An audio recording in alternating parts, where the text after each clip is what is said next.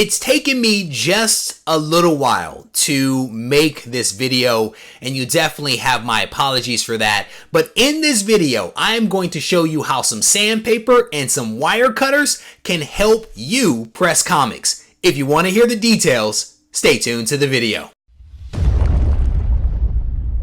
Reggie here, your friendly neighborhood bodybuilder and comic book collector, and I want to welcome you to another one of my videos. As I mentioned in the intro, this video has taken me just a little bit of time to put together.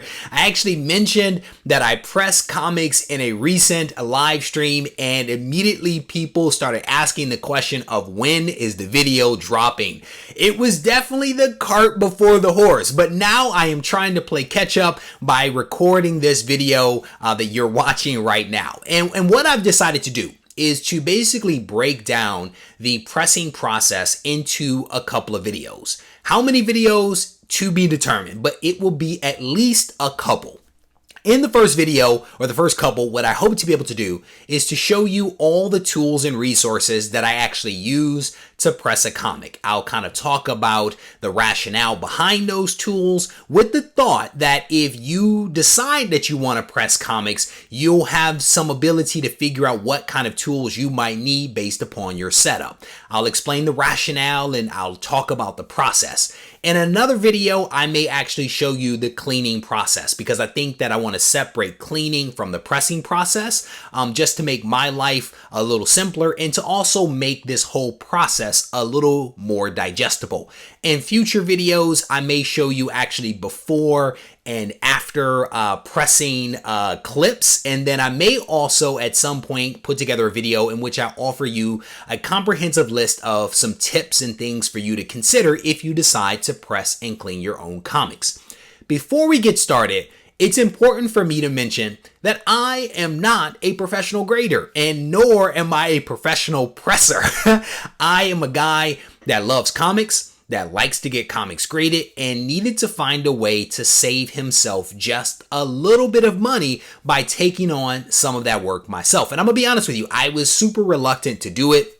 Super nervous to actually start this process of exposing my comics to moisture and buying the press and putting comics in the press. It seemed like a really daunting task. It seemed like something that I just didn't want to tackle. But thankfully, because of my wife, I actually decided to make the jump about a couple of months ago. And to be honest with you, it has gone incredibly well. I've pressed probably over 100 books, including books that are actually worth some money, not necessarily 50-cent and dollar books. I've actually pressed some books that are actually worth some money and had some of those books actually recently come back from CGC with 9.8s and 9.6s. So I feel like I'm in a really good place to at least be able to put together a video to say, here's how I do it. Now, with that said, you are going to have to look at the things that I'm doing, the things that I'm saying, and evaluate whether you want to follow that same approach because everyone's expectations and experiences are a little bit different. So I just like to put those caveats out there so that people don't watch this thinking that I am a professional presser. That is not the case. I am still learning even after having pressed as many comics as I have over the last couple of months. So, with that very long preamble, let's go ahead and jump into the video. So what I've assembled here are the tools that I actually use to press comics. And this is being done for a couple of reasons. One, because I want to give you context as to the various resources that I use for the setup that I have. And as I show you these resources, I'm going to provide you with some context and rationale for why I use them, with the hope that when you have your own setup and you land on a press, when you land on a process, you'll be able to essentially mix and match the resources that are going to work the best for you. Because again, depending upon how you approach it, you may find that these resources work quite nicely, or you could find that you need to swap some things out or even add some additional things again because of your setup and your approach. So I want to walk you guys through what I have assembled here on the table, and as best I can, I will try to provide you with some context, some rationale, and some details behind some of this stuff. And we're actually going to start in the upper left-hand corner with that sheet of aluminum that you see over there. And the reason that I have this sheet of aluminum is that my press, which is a Transfer Crafts t-shirt press, I actually purchased it off of Amazon for $172, actually has a heating element only on the top of the press.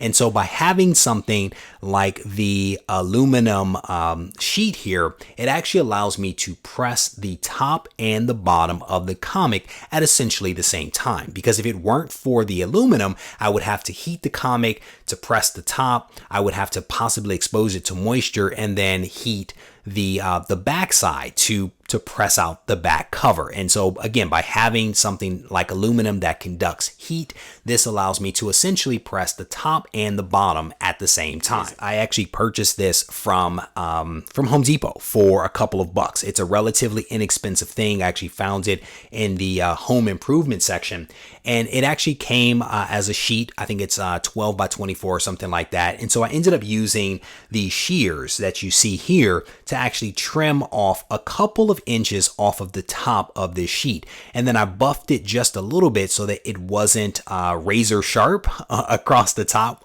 the edge that was cut. And, but anytime you're working with something this thin, you just have to be careful because you can certainly injure yourself if you're not paying attention. So the next thing that I have here on the table is actually some illustration paper. And I actually picked this illustration paper up off of Amazon for a couple of bucks. And the reason that I have this is that whenever I take a comic out of the moisture or out of the press, I want to be able to set it on something that I know is clean and dry and won't damage the comic. And so this illustration paper, which is relatively large versus a comic, is a nice way to go. It just gives me something nice and clean to actually set the comic on. And if I'm actually doing a cleaning, again, it provides me with a nice clean surface to actually work off of, knowing that I won't damage the comic at all. So next to that is actually some backing boards from BCW. These are actually Golden Age backing boards that I happen to have on hand. Now, why do I have these backing boards? I have them because they essentially allow me to improve the pressure that is on a comic. And what I mean by that is that your press actually has a way to tighten the press down. And if you apply too much pressure, you can actually damage the comic. But at the same time, you need a certain amount of pressure on the comic in order to flatten it. And so one way that I've opted to add that pressure, if you will, is by inserting some of these backing boards into the comic itself. Oftentimes, I actually will insert one of the backing boards into the very middle of the comic to essentially serve as a focal point for the press. And again, make it a little thicker, make it a little tighter, flatten the book out. Now, if I have a comic like a Silver Age comic or Bronze Age or something like that, or just a comic in general with some added damage, some crunches, some crinkles, some bends, what I'll do is I'll actually insert one or two or more, sometimes even, of these backing boards into the comic itself. So let's say that I have a comic that has some damage on the front cover and the back cover. I will insert one of these things right behind the front cover and right behind the back cover, and I'll put it in the press. And by doing that, it allows me to essentially flatten out covers relatively easily, right? Without having to crank down the pressure that is being exerted on the book. Because let's say that I'm pressing two books at the same time, but only one of them is kind of crinkled. You don't want to tighten it too much, over flatten one, right? And so the backing boards are a nice way to kind of add a little bit of thickness to the book to kind of help the pressing process. Now, what's great about these backing boards is that they're actually large, right? They are pretty darn large versus a Silver Age, a Bronze, Copper, or Modern comic, which works quite nicely, right? Because those are the types of books that I press more often. So you don't have to worry about, is the backing board big enough to adequately provide coverage for the comic? Because any comic that I press is going to be smaller than a Golden Age. And so this backing board provides the right amount of rigidity, the right amount of thickness, the right amount of pressure, if you will, for any of the comics that I happen to be pressing. So if you're going to go with a Golden Age comic, you may have to come up with another solution, but this works quite nicely for what I'm trying to do.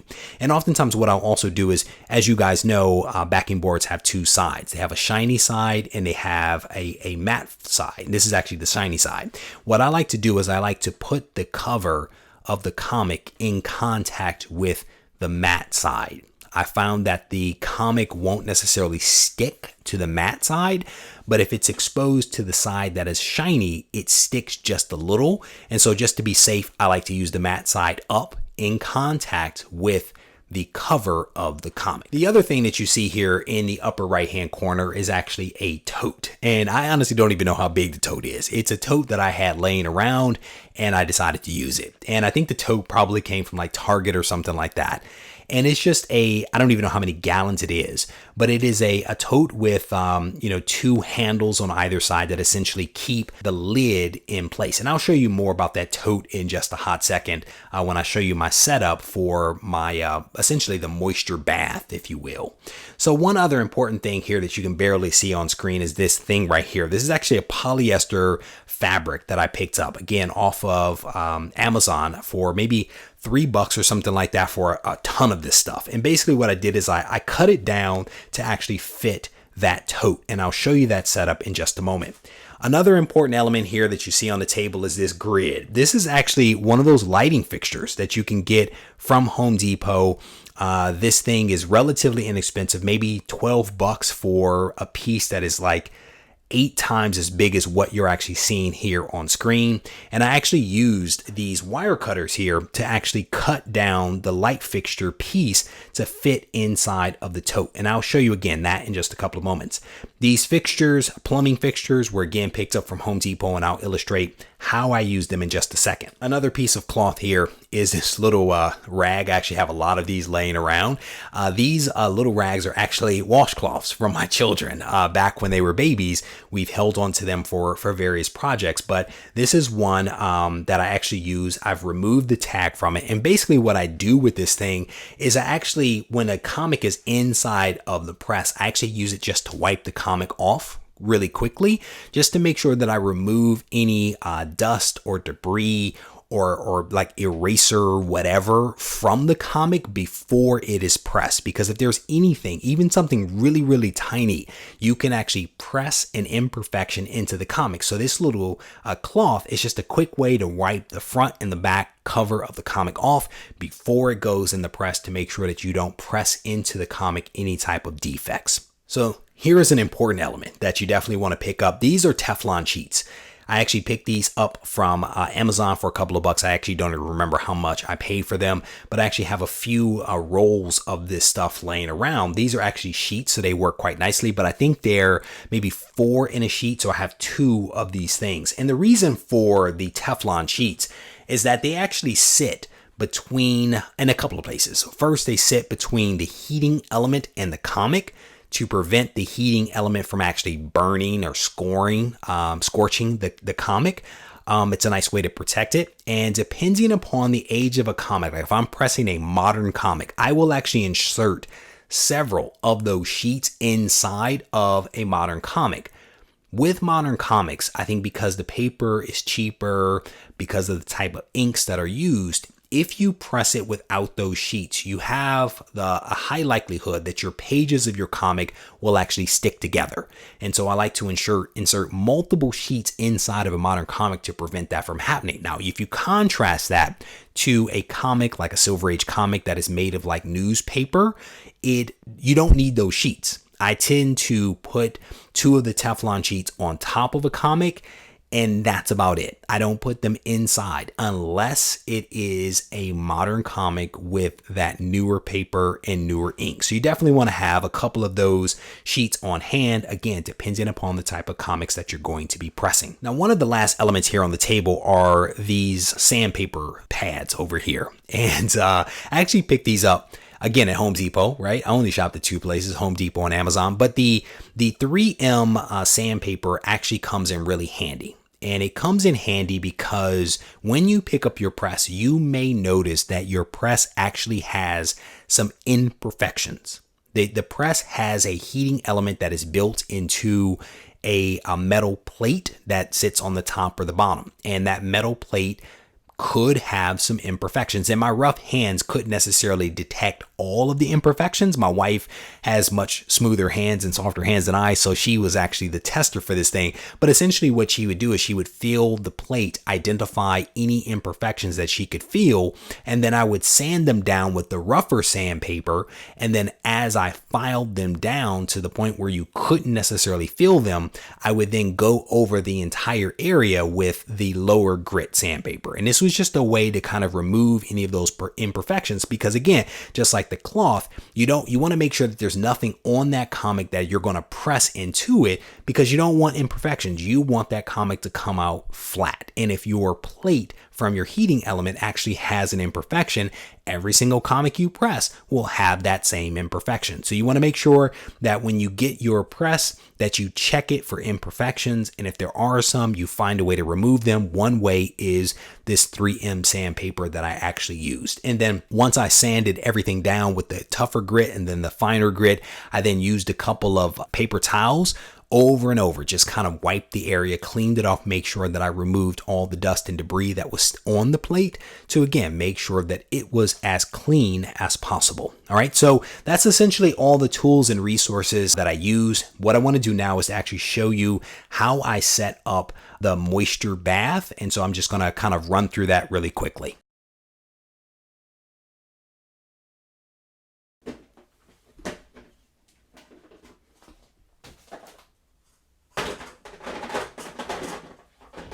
So what I'll do is I'll essentially put 4 or 5 cups of water into the tote, and then I will set these plumbing fixtures in each one of the corners. And essentially the plumbing fixture keeps the comic away from the moisture, which sits in the bottom. Now you might ask, why 4 or 5 cups of water? When I was doing my early experiments, that's just what I measured, and that's what I've kind of stuck with over time. Part of my thinking is that if you have too much water in there, if you have to move the tote, you run the risk of actually, exposing the comic to actual water, right? And not just water that has been pulled in from the air, but you actually could, cause some water damage. And so by only having a couple of cups of water in there, you don't run that risk. So once the fixtures are in the corners nice and the water is inside the tote, I go ahead and place on the light fixture, and then I put the polyester cloth on top of that. And essentially the light fixture allows the moisture to come up from the water below. The polyester cloth prevents too much moisture from coming up, and it also prevents any accidental water droplets from splashing up from below and coming in contact with the comic, but it's thin enough that it actually allows the moisture to kind of come through. So this is essentially how I'll set it up. I'll put the lid on it, I'll secure the lid, and then sometimes I'll even add some books on top of the lid to make sure that it's fully closed. So there you have it. That is essentially all of the tools and resources and my setup, and I will continue to kind of explain the process for pressing a book. So definitely stay tuned for that.